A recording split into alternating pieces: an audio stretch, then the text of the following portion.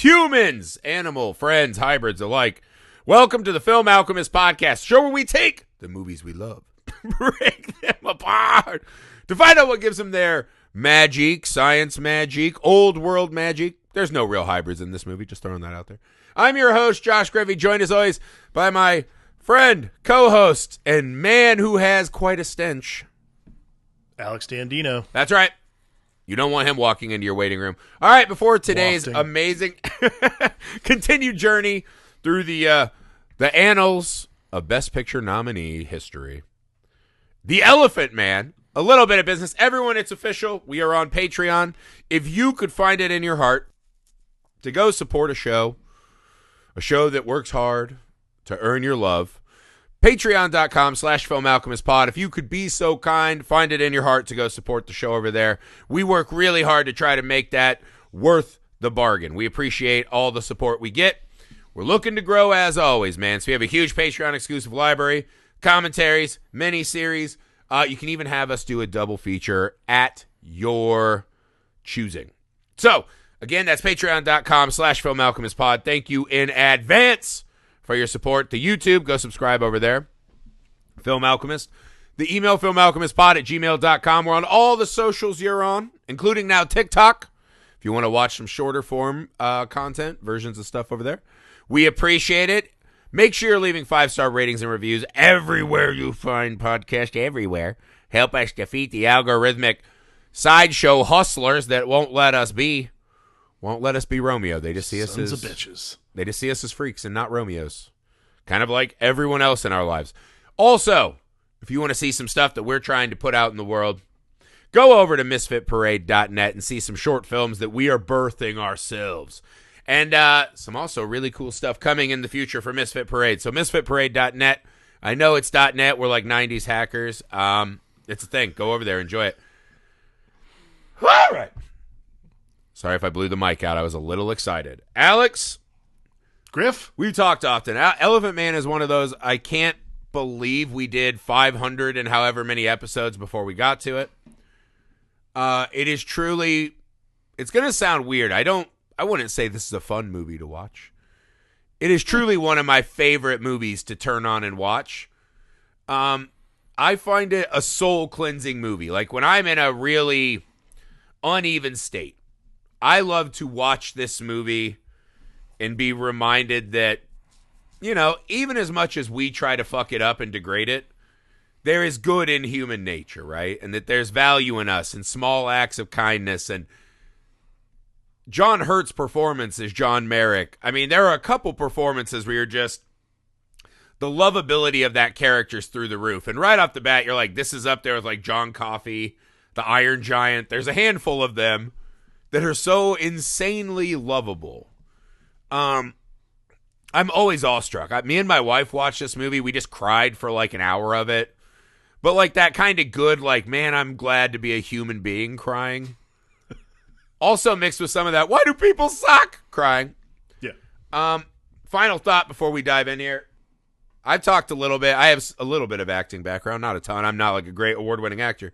Fine actor. But there is something when you act in like makeup and prosthetics and you're deep into a character, right? Like let's say you're an alien in some fucking movie. Sometimes I feel like those masks and those tools and toys, they become this really fun weapon that kind of shields you. As a performer, it gives you armor to kind of hide. Oftentimes becoming a caricature, an animalistic movement, whatever it may be, right? It feels safer in a weird way.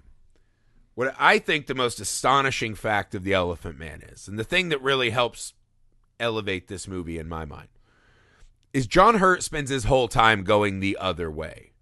John Hurt spends the whole movie giving us a performance that is begging us to not see the costume.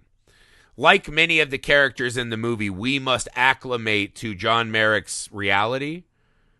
And John Hurt's just beautiful performance where it feels like a lot of characters, I think, would use this more, would showcase it more.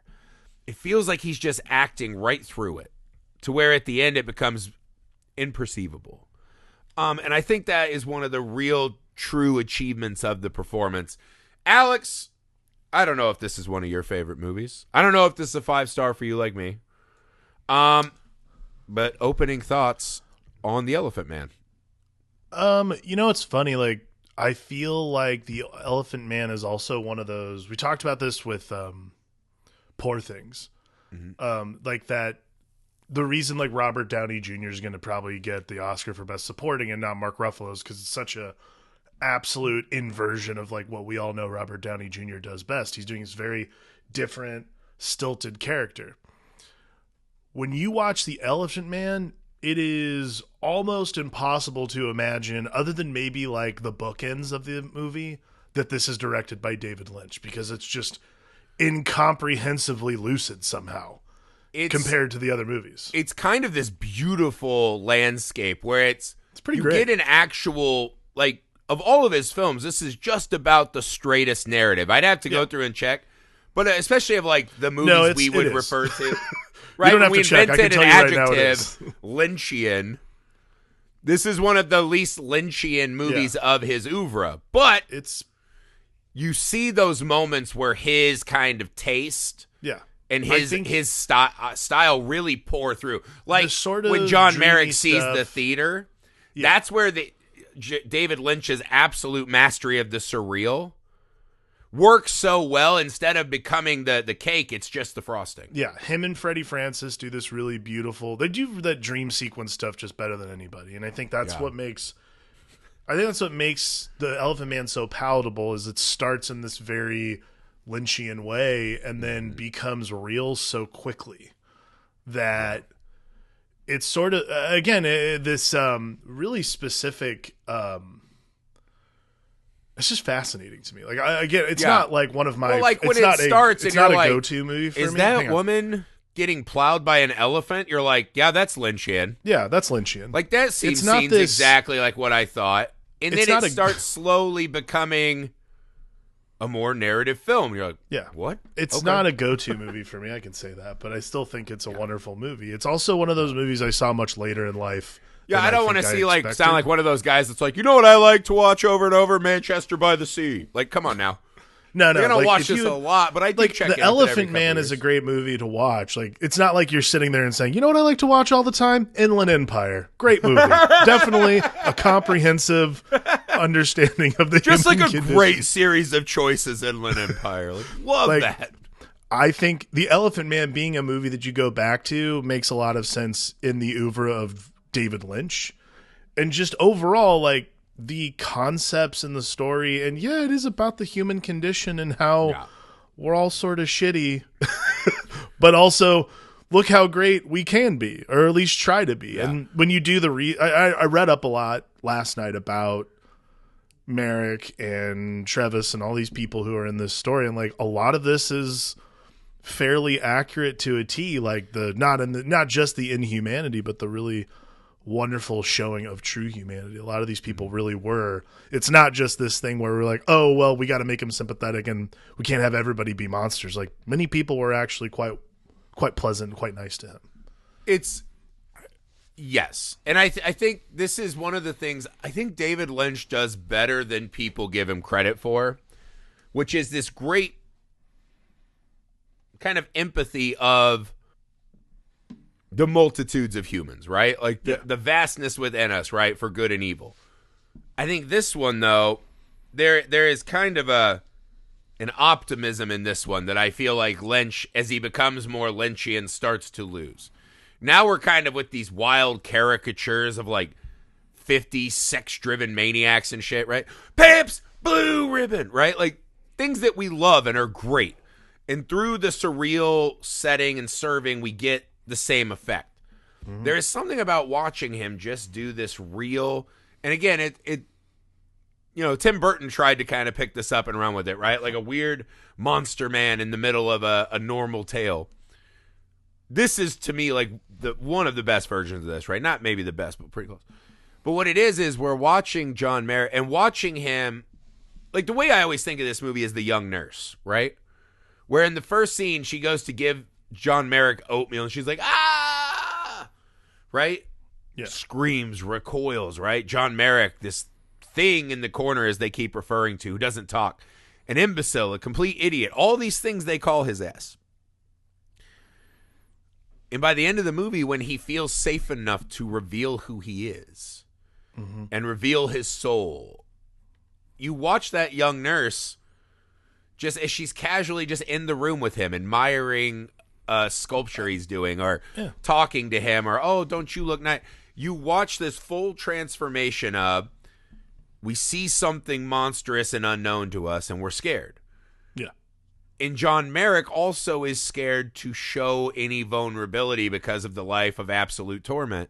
Yeah. And watching these people start to kind of circle gravitationally towards each other to where, is this the moment? Is this the moment? Can we be cool? Can we all be fucking cool now? Can we try? Yeah. I love that game. Right? Like that scene when he starts doing, what is it? The Lord's Prayer. And Anthony Hopkins like, Psalm. I didn't teach him that. Oh, the Psalms, yeah. Psalm 26. And he's like, I didn't teach him that bit. And he's just like, I used to read the Bible daily. It's a great... And you're just like, what? Yeah. And next thing you know, he's just this wonderful soul. He's just this... I think that's the thing about the movie that's so... It's weird, too, because it's 2024, and we all know who David Lynch is for, like, the film people. We all have a very clear concept of like who David Lynch is, how he's become David Lynch, and he's almost like a guy who's become his, like, probably his real life persona is much smaller than the person that we all think of as David Lynch. And it's sort of the same way with the Elephant Man. Is we don't know who this person really is, but then like when you sit down and actually talk to them and about something meaningful other than just like the thing that you see as this macabre fascination, they are just this like sweet, wonderful person underneath who wants to bare their soul to anyone. Dude, Amy and I were like ugly crying. I'm going to try not to cry on the pod. But this movie really fucks me up. I don't know why. Like, this is one of those movies that just like cuts right to. Yep. When I feel like emotionally blocked up and you're like, yeah, I'm really upset about some shit. I want to blow that all out of my system. Then go have like 3 cigs like I just got plowed, you know, all night.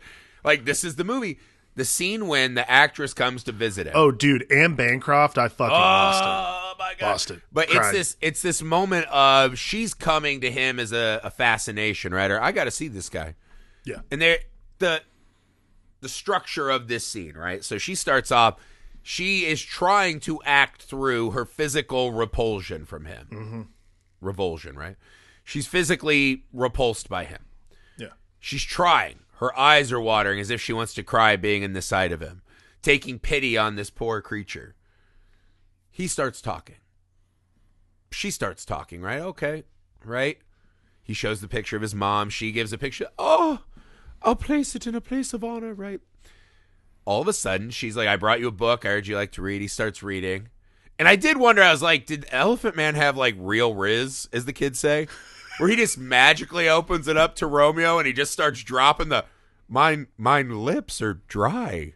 What? Yeah. What is this book? Oh my goodness. No, and he starts, right? And he starts reading it. And then she picks it up. And then he starts again and they start this interlude, right? Yeah. And in this moment, the art has cut through the kind of base level divide we started the scene with. And she gives him that kiss on the cheek. And you're like, he may have never had a genuine moment like that in his life. Yeah. Even if you say it's not genuine, I bet it felt that way to him, right? She is playing a character, but also realizes that he is, even if she looked at him like, oh, he's in a costume, whatever it is, right? She has a genuine moment where she sees through. Mm-hmm. And there is just there is this sentiment where she's, and it's one of the best lines I've ever heard in a movie. She's like, you're not an elephant man, you're Romeo. It's just a visceral. And this movie does that scene and like gets me that way like beautiful. 20 times. Yeah. Like just these true moments of the things that matter in life bringing us past these fucking tragedies. Right? Yeah. These unfair realities. And it's also, it's not this like hammering over the head of like, oh, this man is like, horrible things happen to this guy in his life. Like, that is no doubt. As the doctor at the hospital says, he's like, can you imagine the life this man has led? And Anthony Hopkins is like, I bet I can. Like, traditional rich white guy answer. You're like, and the other guy turns around, he's like, it would be an impossibility for us to imagine a day in that person's life and body. Well, and I mean, I think that that's the really beautiful thing about the movie. Like that scene when they're trying to throw him out. And it's like the board of directors and the princess walks in. He's like, hey, I hope you guys shouldn't be treating circus animals. Yeah. And she's like, hope you guys are being super cool to your guest and not going to throw him out. Dude, the head of the hospital has like some real big dick energy power moves. Hardcore. He's like, this whole movie, because he always seems like the guy who's going to be like, oh, this does not make financial sense. And then he always is just kind of like doing the coolest thing. He's like quietly the coolest guy, and he's like, I got the coolest fucking guy. I mean, like that scene choked me up too, because I was just like, wow, all these motherfuckers were going to throw this guy out. And it's the one guy it's like the one guy who's got, Pottersville energy. If this was an American movie, he's the guy who's feverishly trying to kick the elephant man out. It's like Pottersville energy. Like you're waiting for him to like, he's got real Potter vibes. He's got real old man Potter vibes. He's going nowhere. And you're just like, oh dude, this is going to be the thing. And then fucking he's like, guess what? Who knows the princess? Yeah. Fuck y'all. John Merrick's got a menagerie, dude. But that's like, I like those like little hidden reveals of people's true natures. Like, I think that's the thing that's so wonderful about this movie. Like, The Elephant Man is such an impressive movie because without trying very hard, the movie is about the hidden nature of the hidden nature of self. And because whatever facade we all have, like Joseph Merrick can't help being who John he is. Merrick, yeah. John Merrick is actually the name they gave him in the movie. His real name was Joseph. His real name was Yosef. Nice. Real name was Joseph. But yes. Well to go.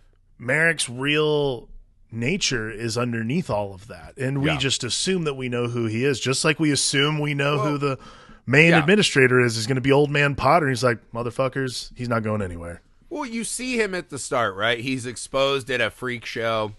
Mm-hmm. Anthony Hopkins is kind of in on it. He just wants to show Merrick to his buddies. Yeah. And I believe his exact phraseology was, I've never seen a more perverted and degraded form of a human in my whole life, right?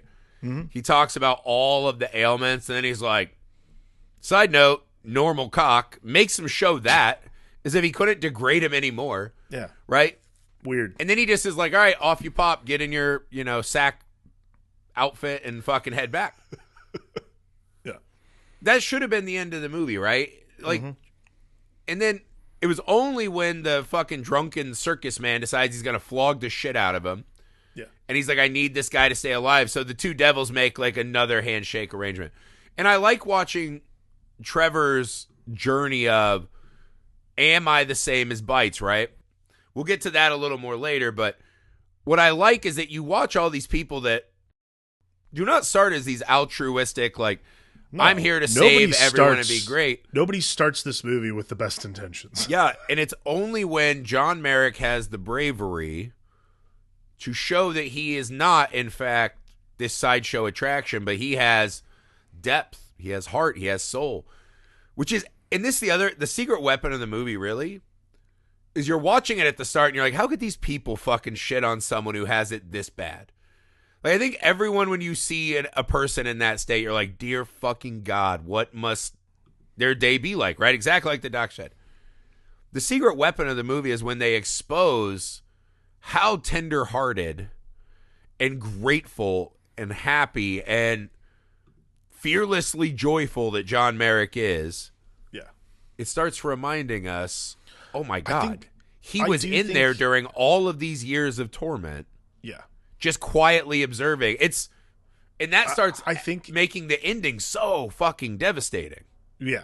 I think what's fascinating, this is just a credit to John Hurt. Like, he's not the person you expect to be this. Like, yeah. Everybody is, like, we have a very specific vision of John Hurt now because, like, besides Alien, we all just know him as, he was the war doctor, and then he's also just the old guy with a cool voice in a lot of movies from like the 90s on. But he is just, I could not tell. If so, you had said that was John Hurt the first time I watched him, like, no fucking way. Even as a young guy, especially back then, you would have had to have been really into like British theater. You'd have to know because like John Hurt, the only movie that everyone knew him from past this was Alien at this point. So like this was because this was 81 because this was 81. So he had done Alien, but I mean he is so fascinatingly disappeared, not just in makeup but just in voice, character, the whole thing. Like no way, no trace of John Hurt. Yeah. That's like this crazy acting exercise that I can't even imagine, because they were saying he had to sit for like 8 hours in the makeup chair, and I'm like, that's got to do something psychologically to you. You're like, I'm not. I remember. This is a weird movie to compare this to, but I remember reading an article where Jim Carrey walked off the Grinch. Yeah, because he's like, I feel like I'm being buried alive. Like he was so just fucking in terror of having to keep doing that they actually sent a guy in who was like an expert in like resisting torture tactics from the CIA to help Jim Carrey understand. So these actors that do these like big makeups, right?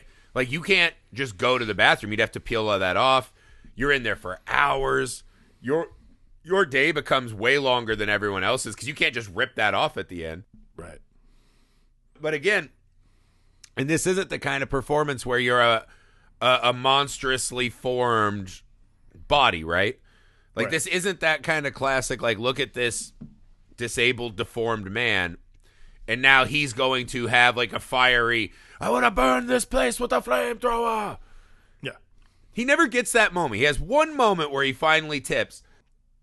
But through all of that, right? Like, but it's like I just so watched earned. This great clip of Gandolfini, and he talked about, hey, man, I use any tool in the box to get the emotion I want on set. I'll change the lines. I'll cuss out co-stars. I'll put a sharp rock in my shoe. I'll make sure that 2 nights before I got to do a really violent Tony Soprano scene, I'll only get 2 hours of sleep each night, so I'm just fucking agitated and on edge. That makes sense, right? That's using. I get it. Yeah. It's so much easier to find things to use in that direction than to find things to say, I feel that uncomfortable and angry, but use it to be the gentlest, nicest soul ever put on a movie. That's fucking hard. Well, I think that's... If John Merrick's walking around backhanding people... Right. Well, that's the crazy inversion of the performance is he's someone who's... Like, you should expect someone who's been dealt this hand and dealing with this his entire life to be not just on guard, but at no point with his guard down. And as soon as that psalm scene happens, it becomes this different character. Like, I think what's fascinating, if you didn't know anything about him or if you hadn't seen the movie before, I wish I had been like, this is actually one of those movie-going experiences I would have liked to have been a part of. Because if you don't know anything about it, because I don't think a lot of people do, when that turn happens and Merrick becomes a real person, it's so just, it's not even, jarring's not the right word, but it shifts the narrative so slightly into not this like, oh, it's about Anthony Hopkins coming to grips with the fact that he's kind of being a, grandstanding dick by like putting this guy on display. It's like, oh no, that's not what this is about. This is about two people who are coming together to reveal themselves to each other and being like friendly. And not only that, like affording someone the opportunity to live a true life rather than just, Yeah, and I don't think the movie ever tries to make the argument, right, that it's kind of like, I feel like I've talked a lot of shit on Oppenheimer. And I'm not saying it to be rude. I'm just saying there is like kind of a base level. I feel like a lot of people watch that movie and they're like, see, Oppenheimer wasn't that bad of a guy. And you're like, no, he was the fucking worst. Like, he was one of the worst kind of men. Like, that's not a legit case the movie's laying out, right? Maybe he didn't believe he was a bad guy. He's a bad guy, right? Like, straight up bad guy. What I think this movie does is it doesn't make that kind of like hard to sell moral argument. I don't think they ever settle on that Trevor's is this great doctor who like saved the day. What they said is that even out of his shittiness, right? And maybe he is just another guy putting him on display. The mother even is like, I feel like he's still standing up there getting gawked at, getting stared at. Yeah. Sure. But which way does he feel better? Right? John Merrick is unfortunately not a person who is going to ever be able to assert himself in that world and have selfhood and safety and respect and dignity. He's just not going to get that. And so even though Trevor's maybe was not doing it for the best reasons, it still might have been the best result. And, I think as he comes to grips with what John is, I think he kind of realizes that he wasn't doing it for the right reasons and tries harder by the end. Yeah. And I think, honestly, that's a very real place. I think a lot of us don't always do things and I think these that's great, what's noble great. reasons. It's about everybody who's coming to grips with the fact that they need to, it's that thing it's that thing you teach your kids, when someone falls down, you help pick them up. You don't just stare at them or something like that. You always want to help your friends. This happened. I'm going to gush about my kid. This happened the other day at school. Everyone was getting out of class and some little girl fell down while they were walking to their mom, and my kid stopped and helped her get up. And I was like, he wasn't that's shooting good. spitwads at her and chasing her into a urinal? Yeah, believe it or not, that was not something that was going on. So your kid's not he's not a villager. Good. Yeah, he's not a villager. I was just like, does he not have an abusive parent around to smack him? Where's the spitwad kid's angry drunken dad? Can we smack I'm not a big fan of watching kids get smacked on movies, but maybe just that one. Right? Take that spitwad straw and smack the shit out of him. Definitely that one. I'm not a corporal punishment guy, but that kid. I was like, what happened? Our parents used to tell us the good old days of they just used to hit us and spank us and we were all better and they were better parents. Where was that when you needed it? Fucking. Yes, just letting some fucking newsie chase poor John Merrick around the whole goddamn train station.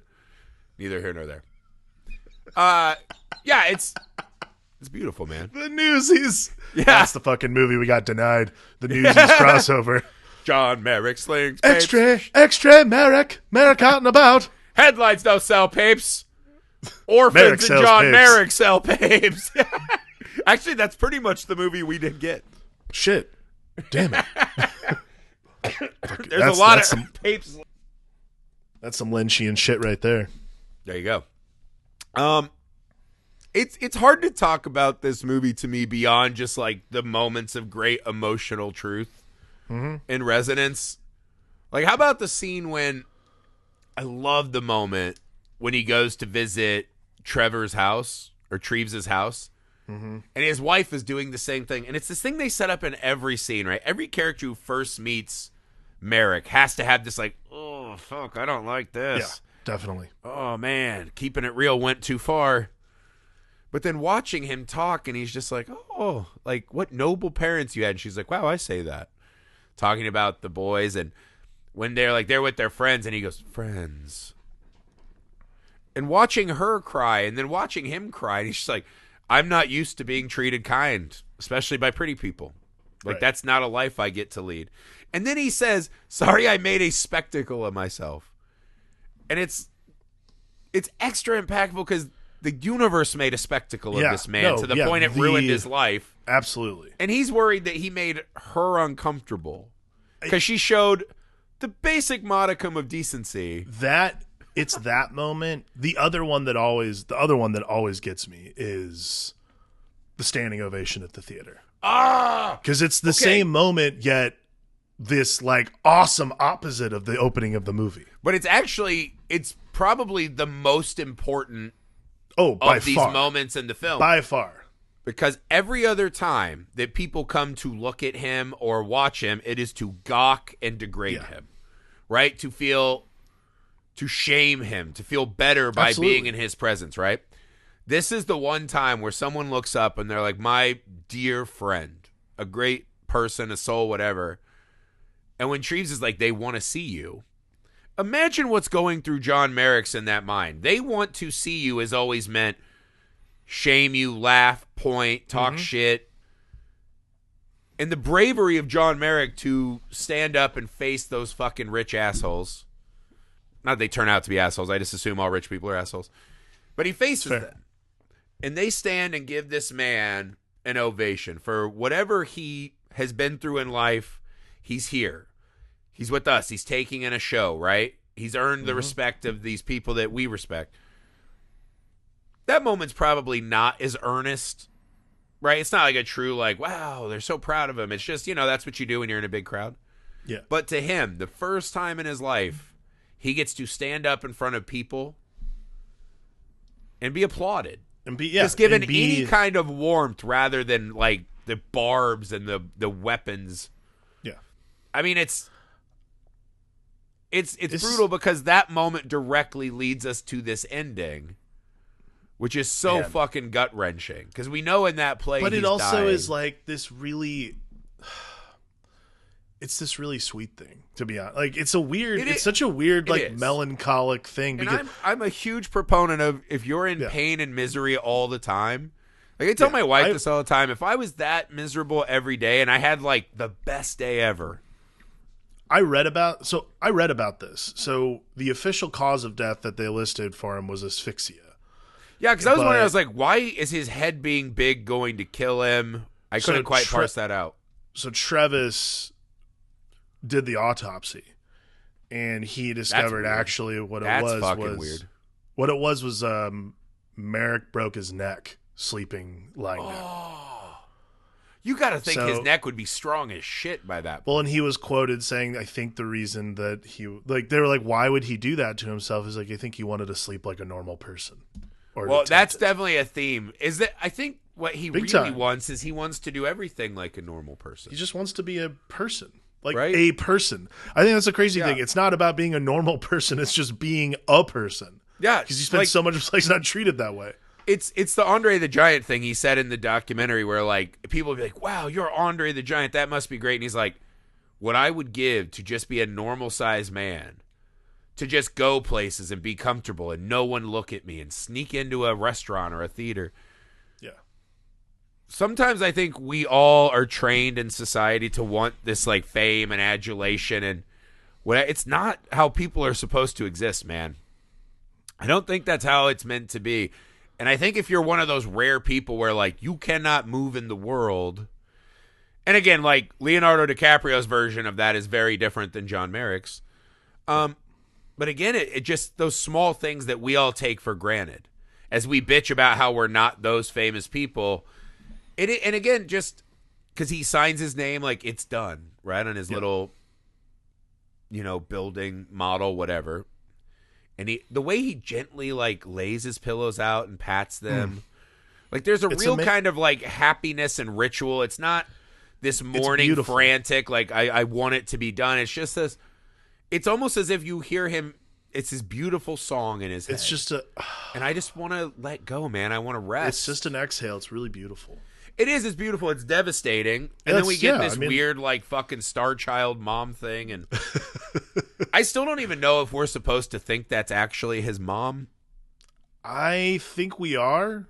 But again, like, that's what I've always assumed. So when they do a line from the mom in the last thing we see in space, where she's doing the Tennyson poem. Yeah. That to me, but again, because it's not her words, but a poem, you're like, I don't know if it matters. I think it's something he clung to.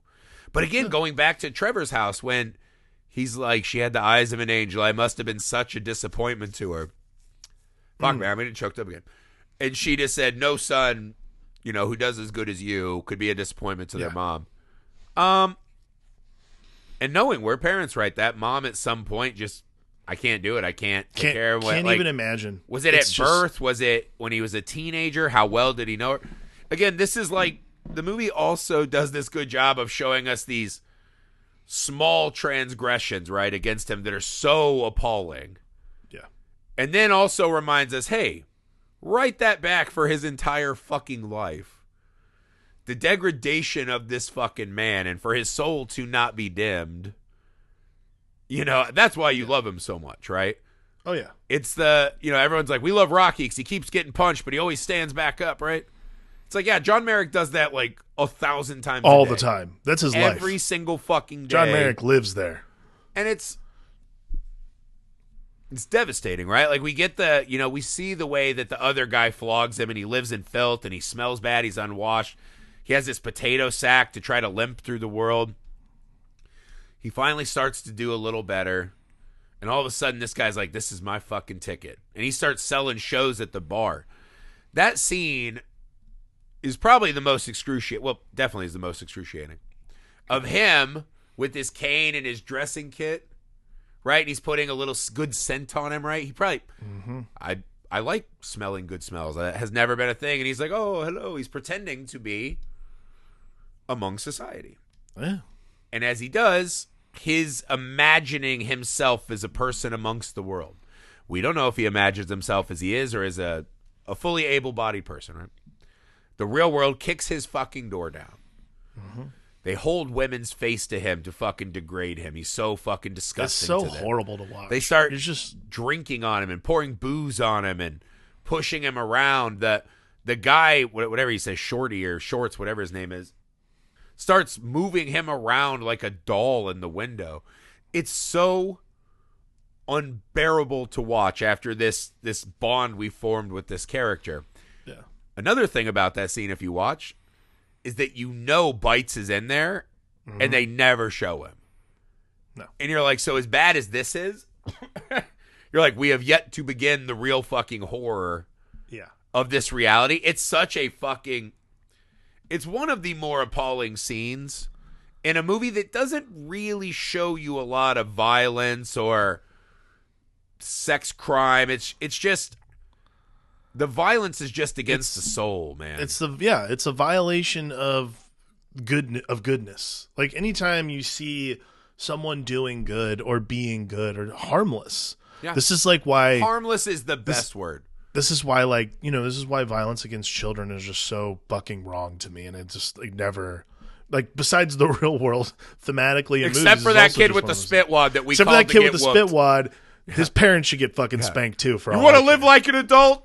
You're gonna catch hands. You want to live like an adult. You're gonna get Law and Ordered right into court, kid. Normal kids fine. Kids who society have left behind and become lost boys beat them. No, just kidding. We're anti all of it. No, but I just wish you wouldn't have shot spitwads at John Merritt. I do too. And then, but it also leads up to this. You finally get this. Like in the train station scene where he says his famous line. You finally get this really.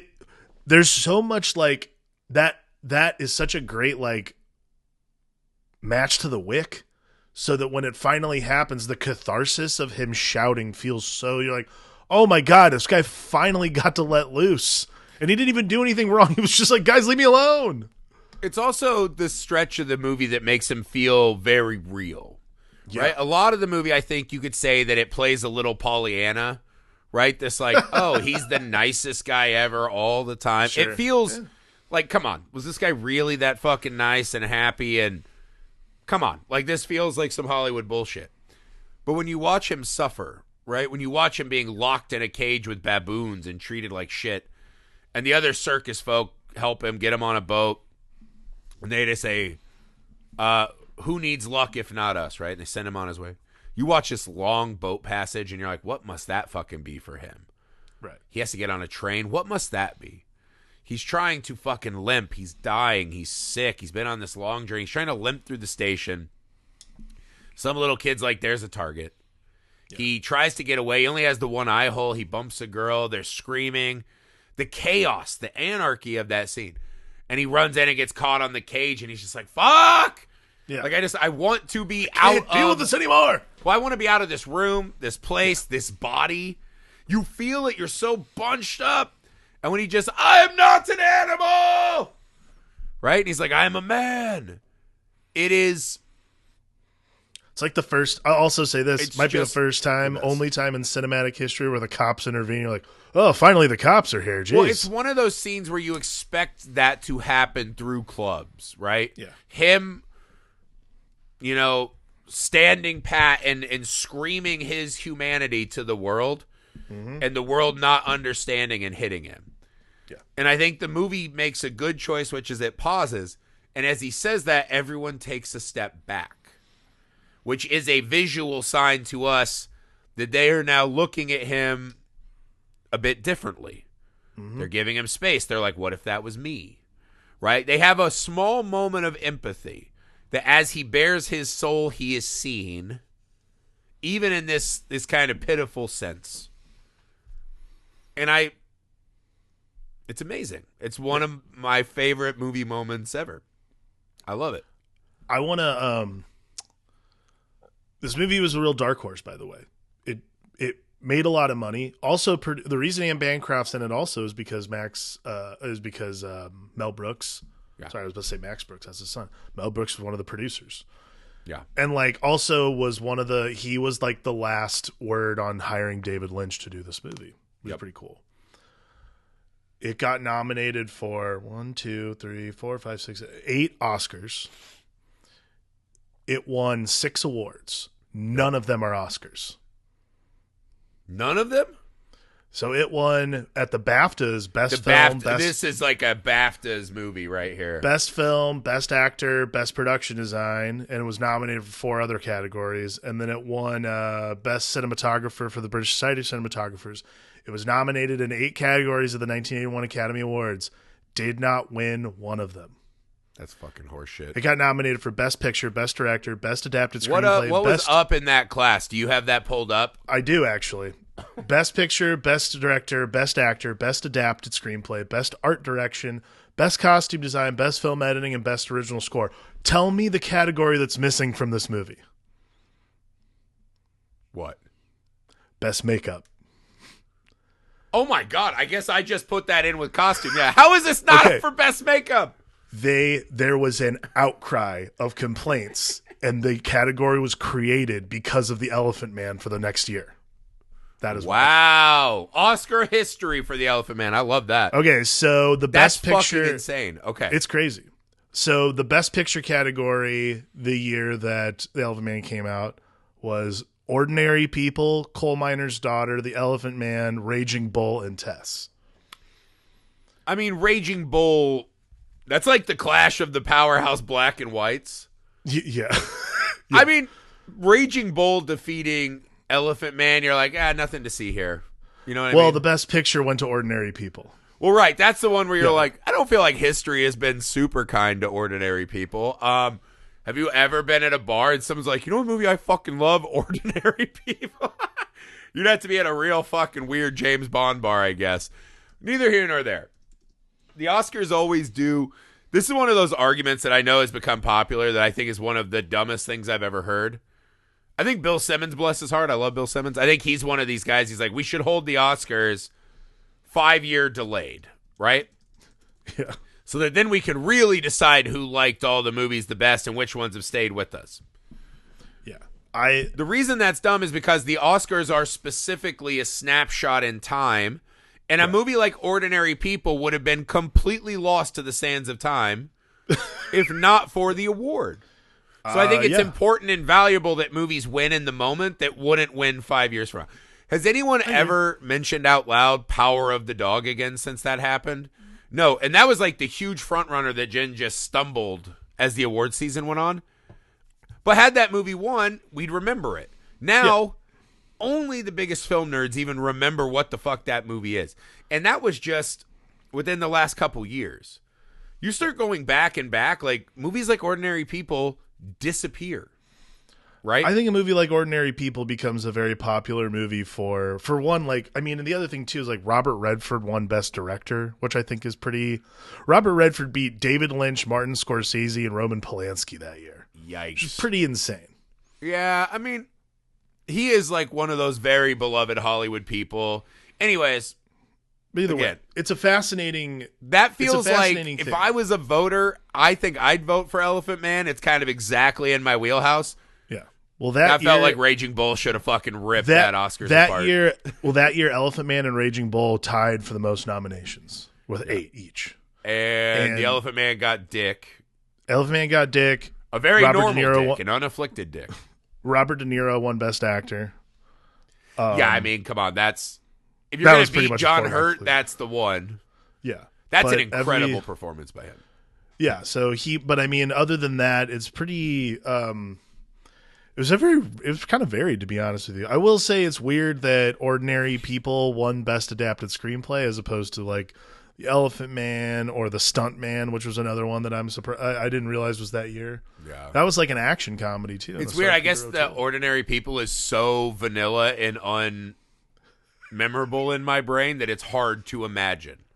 It does, like, I know it's an important movie for a lot of people, and I'm not saying it's a bad movie either. It is one of those things though that kind of is just a movie. Like, I'm aware that it happened, and is there irony in the fact that Ordinary People have never seen the movie Ordinary People? I'll be honest with you. The title says it all for me. Ordinary. Do you know people. any ordinary people? They definitely have not seen Best Picture winner Ordinary People. No, it's I don't. Let's do this as our last little examination. Sure. Right? I love the final moment with Treves and him getting ready to go to the gala. Mm-hmm. And Mother Superior, whatever her name is, she's getting ready. The young nurse is going. They're getting all gussied up. They're like part of his family now, right? Like it's become this weird little unit, right? And again, I'm not prescribing all this fucking altruism that isn't there. I just love the moment where John Merrick kind of starts walking us through this kind of theme of the movie, right? Which is he starts talking and it's hard because he just starts this bit, right? And he goes, don't be sad for me, right? Essentially is kind of his gist. And he goes, my life is full because I know that I am loved, right? Right. Which this is after he gets back from being re-abducted and traumatized in his room, right? And then he looks around and he just says, if nothing else, Treves, you have allowed me to gain myself. And I think in a lesser filmmaker's hands, right, this becomes a movie about Treves finding himself. And the Elephant Man just becoming the springboard that allows him to have that emotional revelation. Mm-hmm. I think the fact that this movie, to me, stays true to it is about John Merrick finding himself and gaining himself and being able to show himself to people, even if they're there to gawk at him, to show them the contents of his soul and character. And really win people over and affect them and give them a greater appreciation of life and kindnesses and the affliction that other people bear that we'll never understand. That moment of, I'm happy because I was loved and I have gained myself. It's almost hard to accept that at the end of the journey we've been on. It's a level of honesty and soul that I think makes it something. It makes the movie something to aspire to. Like you feel, I finished watching the movie like with a level of sadness because you're obviously sad because this man who's so sweet and the world showed him such ferocity and terror, but he found such kindness in so many interesting places. But I also was like, man, I'm not going to be a total cynical piece of shit to like people that I think are like not saying I'm like, I don't walk around laughing at people's physical deformities or anything like that, but like people who are, for instance, annoying me. I, maybe will be a little more sympathetic day-to-day life, because I don't know what they're going. You never know what someone's going. It's just a reminder, like you're unlikely to run across someone like John Merrick, but there are a lot of people going through a lot of shit, man, and just don't be one of those people that adds to the world, not takes away. That's all. I mean, we teach that to our kids. That's like my one life lesson. And I'm like, just don't be one of those people that takes away joy from the world. Yeah. And it's hard because,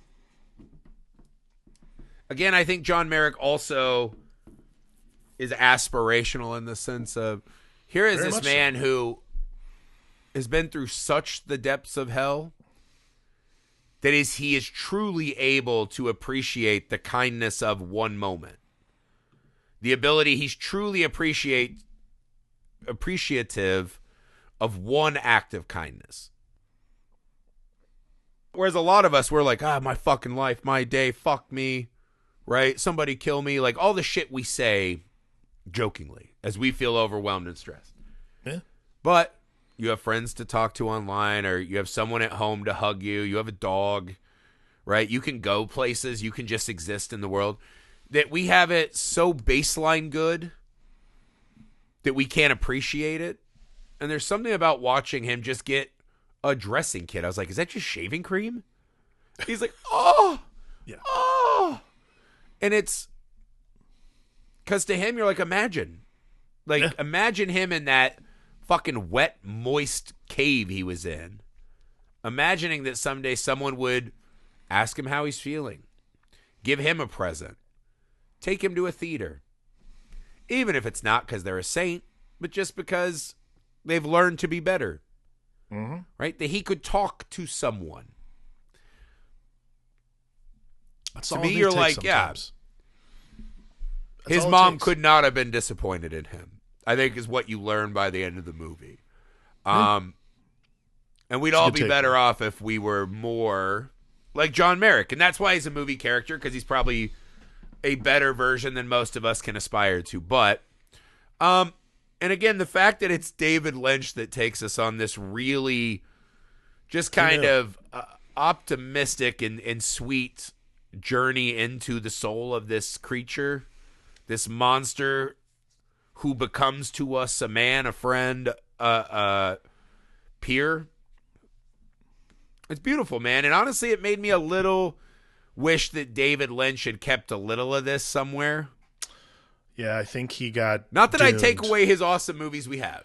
No, I He's agree, not like but Wes Anderson that got lost in his adjective. but I think it's one of those things where there's such humanity in the movie that you wonder if, like, maybe if Dune had been a huge hit, maybe we would have gotten another round of the Elephant Man style humanity. I don't know. Or maybe he did that story and he's like, you know what? I have another way I like to do shit, and we got great movies for it.